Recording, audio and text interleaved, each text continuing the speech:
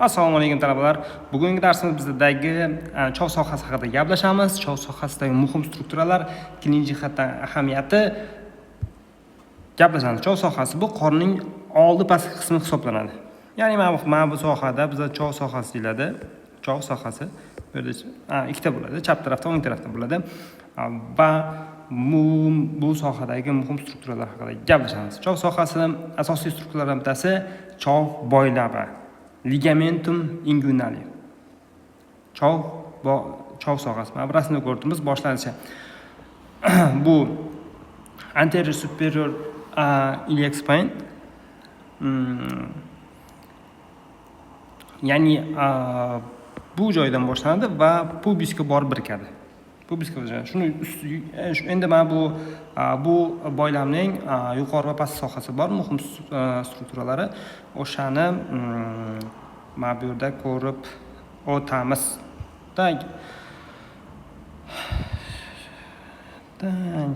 Mana bu rasmda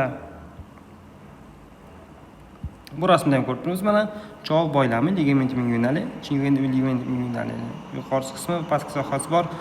Muhim strukturalar o'shalar haqida gaplashib o'tamiz.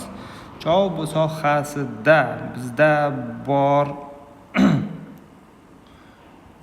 mana bu joyni ko'ramiz. Bu joy nima? Bu joy bizdagi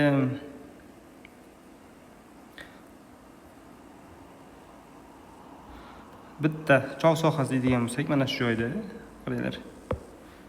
Mana shu chov sohasi bo'lsa, mana chov sohasida bizda strukturalar bor. Ya'ni Hasselbeck uchburchagi degan narsa bor. Yo bo'lmasam chov uchburchagi. Yo bo'lmasam mana bu canalus inguinalis bor. Chov kanali degan narsa bor. Endi Hasselbeck uchburchagi bizda nima? Hasselbeck uchburchagi chegaralari bor.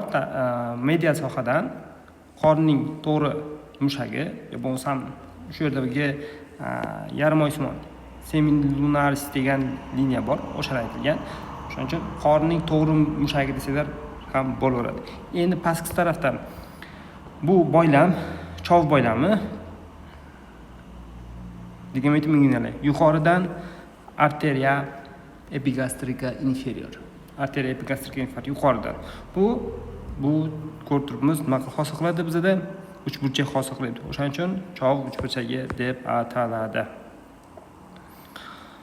Endi bu nima uchun muhim? Hozir keyin o'tamiz, eslab qolaylik. Canalus inguinalis degan narsa bor. Ya'ni chov boylami, chov uchburchagi, chov kanali degan narsa bor. Chov kanali bizdagi halqalar hosil qiladi, chuqur va yuzaki halqalar hosil qiladi. Ya'ni boshlang'ich va uni boshlanish joyi va tugash joyi hisoblanadi. Boshlanish va tugash joyi hisoblanadi.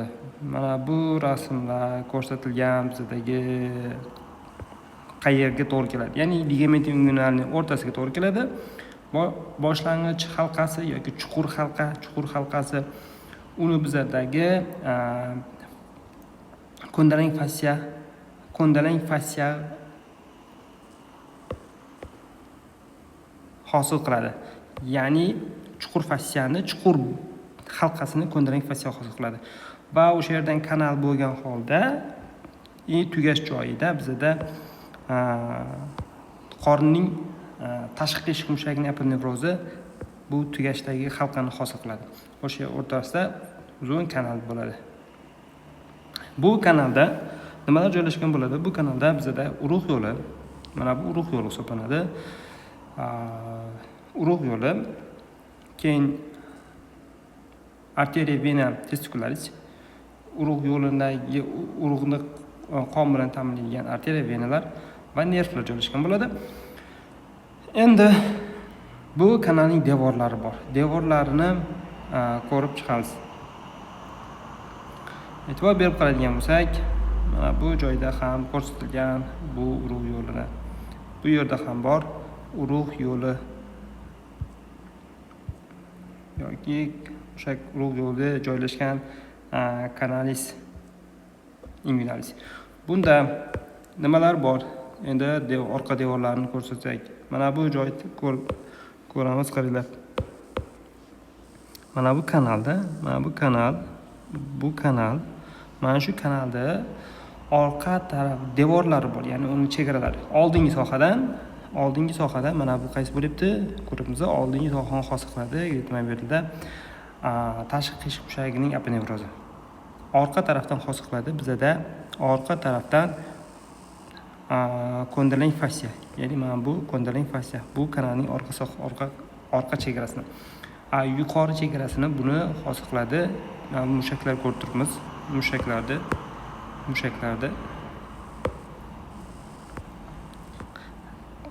ichki qiyshiq va kondalang mushakning tolalari hosil qiladi. Yuqori.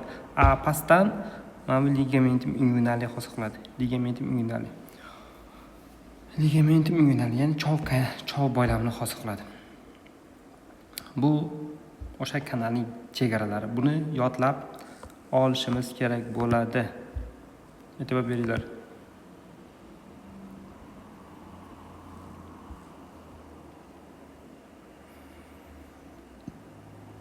Bu ayollarda nima qaysi holatda bo'ladi?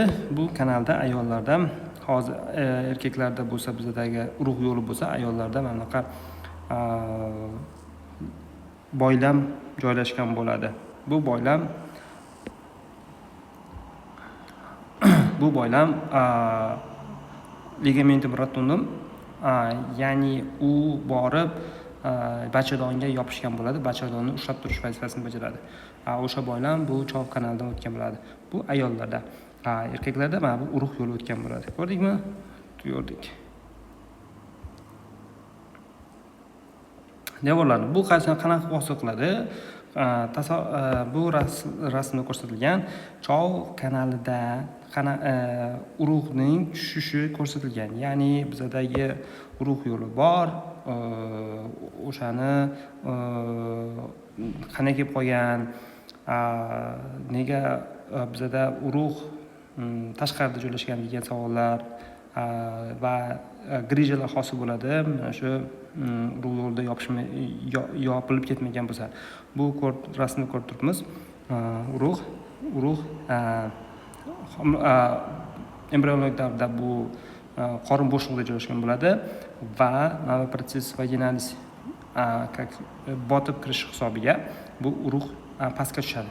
Pastga tushganda va tashqariga tushib qoladi, tashqarida paydo bo'ladi. Tushunyapsizmi? Va mana bu protsess vaginalis, mana bu yo'l yopilmay qoladigan bo'lsa, mana bu normada bizda yopilishi kerak edi. Mana bu yo'l urug' yo'lda tushdi. Mana bu slaydimizda yopilgan holatda, bu slaydimizda yopilmagan holatda turibdi, to'g'rimi? Shunaqa, o'sha yerda bizdagi ichaklar shu yopilmagan holatdan qorin bo'shlig'ida bilamiz, ichaklar joylashgan, o'sha ichaklar mana shu yo'l orqali tushib bizdagi churra hosil qiladi. Ya'ni mana bunaqa holatda bo'ladi. Ko'rib turibmiz.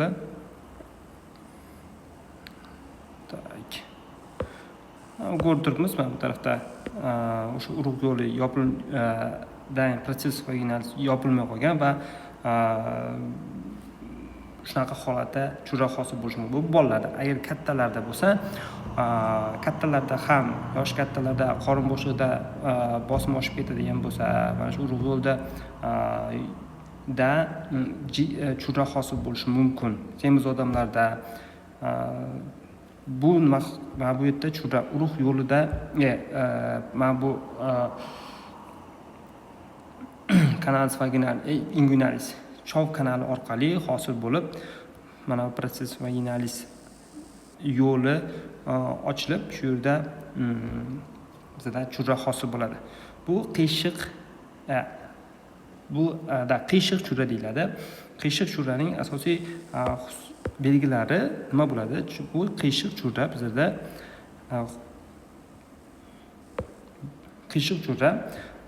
chov kanalida joylashgan bo'ladi. Chov kanali orqali paydo bo'ladi va mana bu arteriya gastrika inferiordan lateral tarafda bo'ladi. E'tibor qaratamiz shu joyiga. Mana bu arteriya gastrika inferior. Arteriya gastrika inferior, to'g'rimi? Mana shu yerdan mana bu joydan lateral sohada bo'lsa, bu qiyshiq churra. Agar bu tarafda hosil bo'lsa churra, bizda bu to'g'ri churra deyiladi. Mana shu arteriyadan. E'tibor berdikmi? Tak. Ya'ni qanaqa qilib bo'ladi? Mana bu boyagi biz ko'rsatgan arteriya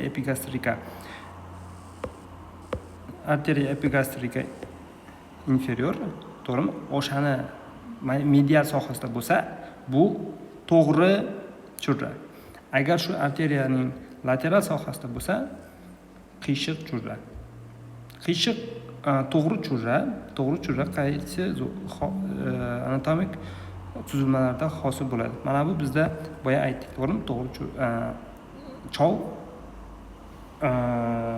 chov uchburchagi deb. O'sha chov uchburchagidagi devorlari bo'shab qolsa, ichki qorin bo'shlig'ida davleniya oshsa, semiz odamlar bo'lsa, mana shu joyda ichak chiqib qoladi. Ya'ni qanaqa siz tasavvur qilishingiz uchun mana shunaqa holatda bo'ladi. Bu bizda paxvi grija deyiladi, chov grijalari, churralari deyiladi. Mana shunaqa ichak urib tashqariga chiqib qoladi. Bu ko'rib turganingizdek, mana bu joy. Ya'ni to'g'ri grijamiz bizda bo'ladi.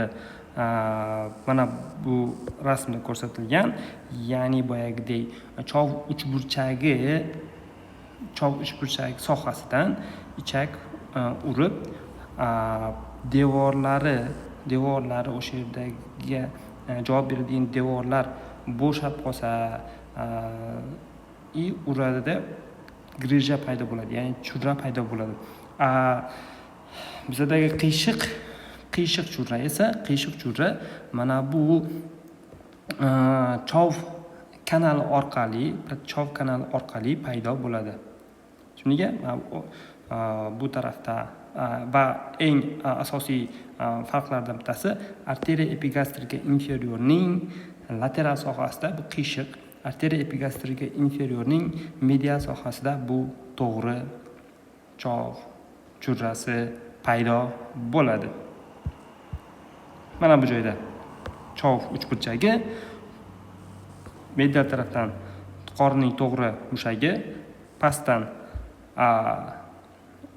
ligamentum inguinale, yuqoridan arteriya epigastrika inferior. Mana bu churra qanaqa holatda ko'rinib turibdi, bo'lishi mumkinligi ko'rsatilgan tasavvur uchun. Mana bu bizda ko'rsatilgan to'g'ri va qiyshiq churralarning ko'rinishi. Ko'rib turibmiz. Mana bu rasmda arteriya epigastrika inferiorning lateral sohasidan ichak kelib, chov kanali orqali chiqib, yorg'oqqa qarab tushib ketyapti. Ko'rib turibmiz. Bu tarafda to'g'ri churrada arteriya epigastrika inferiorning medial sohasidan o'sha devordagi, ya'ni chov uchburchagi, Hasselbeck uchburchagi sohasidan bizda churra hosil bo'lyapti. To'g'ri, ya'ni to'g'ri, shuning uchun to'g'ri deyiladi. Mana bu qiyshiq uchun qiyshiq churra. Endi bu yana anatomik zona haqida sizlarga aytib o'taman. Bu bizda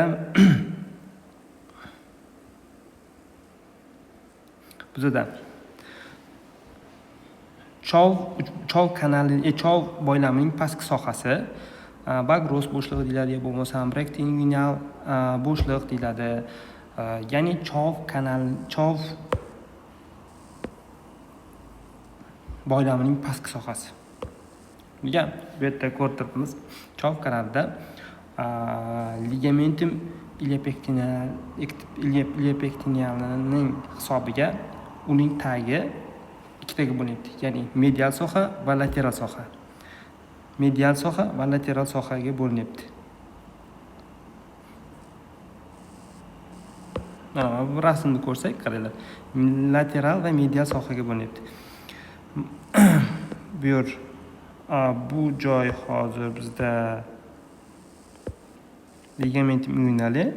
Ligamentum inguinale demaydi, ligamentum iliac pectineal hozir bo'libdi. Shundan mana bu joy bizdagi o'rta joyga, shuning uchun mana bu joyni biz medial soha deymiz. Bu medial. Mana bu lateral soha. Lateral soha. Lateral sohada bizda mushak joylashgan bo'ladi. Iliopsoas mushagi joylashgan bo'ladi va nervus femoralis joylashgan bo'ladi. Medial sohada bizda arteriya, vena, femoralislar joylashgan bo'ladi. Shunga nima uchun bu yer muhim? Bizda mana bu medial sohada ko'p hollarda ayollarda grija paydo bo'ladi. Ya'ni o'sha churra, o'sha joydan ichak chiqib qoladi. Yana mana bu rasmdagidek bo'lib qoladi. Ya'ni bu rasmda e'tibor berib qaraydigan bo'lsak, bu churra ligamentum inguinalening pastida ko'rib turibmiz, ligamentum inguinalening pastida joylashgan bo'ladi. Ya'ni mana bu medial